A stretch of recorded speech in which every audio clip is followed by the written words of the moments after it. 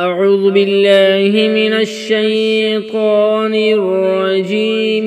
بسم الله الرحمن الرحيم. الحمد لله الذي أنزل على عبده الكتاب ولم يجعل له عوجا قيما لينذر بأسا شديدا من لدنه ويبشر المؤمنين الذين يعملون الصالحات أن لهم أجرا حسنا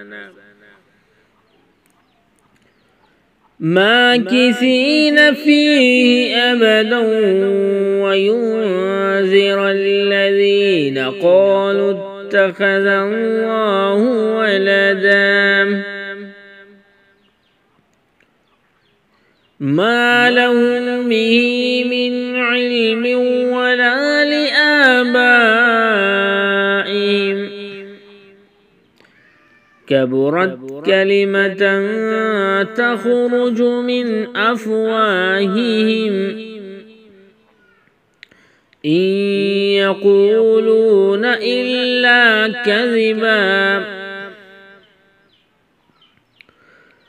فلعلك باخع نفسك على آثارهم إن لم يؤمنوا بهذا الحديث أسفا